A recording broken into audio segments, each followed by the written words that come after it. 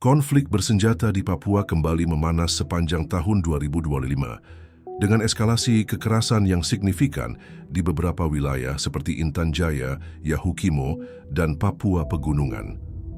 Serangkaian bentrokan antara aparat keamanan dan kelompok separatis, Organisasi Papua Merdeka atau OPM menelan korban jiwa dan memicu krisis kemanusiaan. Pada pertengahan Mei 2025, bentrokan bersenjata terjadi di Kabupaten Intan Jaya antara TNI dan Tentara Pembebasan Nasional Papua Barat, sayap militer OPM. Insiden tersebut menyebabkan sedikitnya 18 anggota kelompok separatis dan 2 polisi gugur dalam baku tembak. Sebagai respons, pemerintah menetapkan status darurat selama 14 hari di wilayah Intan Jaya. Aktivitas masyarakat lumpuh. Aparat keamanan dikerahkan dalam jumlah besar untuk menstabilkan situasi. Wilayah tersebut menjadi salah satu titik konflik paling aktif dalam 2 dekade terakhir. Sebelumnya, pada Januari 2025, kelompok separatis menyerang pos polisi di Yalimo, Papua Pegunungan. Serangan ini menewaskan 1 anggota kepolisian.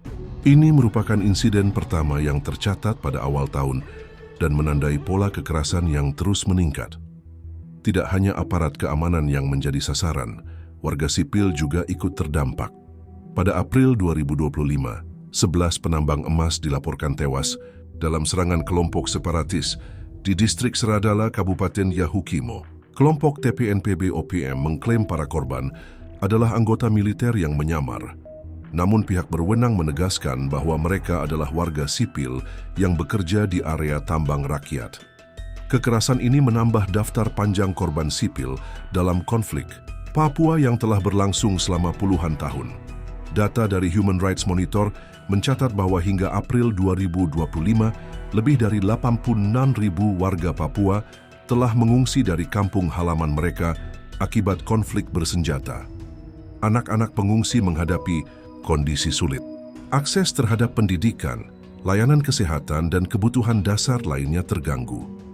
Sejumlah organisasi lokal dan relawan berusaha membantu dengan mendistribusikan perlengkapan belajar dan makanan darurat, namun kebutuhan masih jauh dari cukup. Konflik ini juga berdampak secara internasional. Pemerintah Amerika Serikat pada Mei lalu mengeluarkan peringatan perjalanan ke wilayah Indonesia dengan penekanan khusus pada Papua. Warga Aniseles diimbau menghindari keramaian dan daerah konflik karena meningkatnya risiko keamanan. Sementara itu, tekanan internasional terhadap Indonesia untuk menyelesaikan konflik Papua secara damai juga meningkat. Sejumlah lembaga HAM internasional mendesak penyelidikan independen atas dugaan pelanggaran HAM oleh kedua belah pihak, baik aparat negara maupun kelompok bersenjata. Dalam negeri, berbagai elemen masyarakat sipil terus mendorong pendekatan dialog dan rekonsiliasi.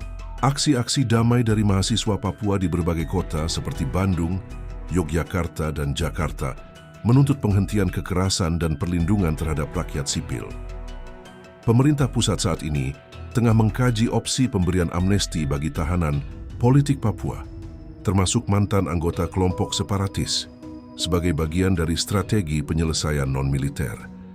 Presiden Prabowo Subianto menyatakan bahwa pendekatan baru yang lebih inklusif sedang disusun untuk menyelesaikan konflik berlarut ini, namun langkah tersebut belum menunjukkan hasil konkret.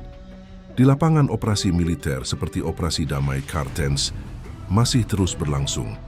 Operasi ini bertujuan menumpas kelompok kriminal bersenjata, namun juga menimbulkan kekhawatiran akan dampaknya terhadap masyarakat sipil, termasuk risiko pelanggaran hak asasi manusia.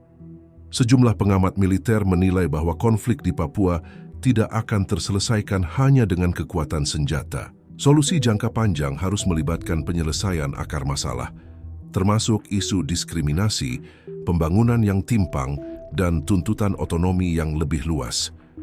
Konflik Papua kini menjadi tantangan serius bagi pemerintah Indonesia dalam menjaga stabilitas nasional, sekaligus ujian bagi komitmen terhadap demokrasi, keadilan sosial, dan hak asasi manusia. Selama pendekatan keamanan tetap menjadi strategi utama, risiko kekerasan dan krisis kemanusiaan diperkirakan akan terus berlanjut.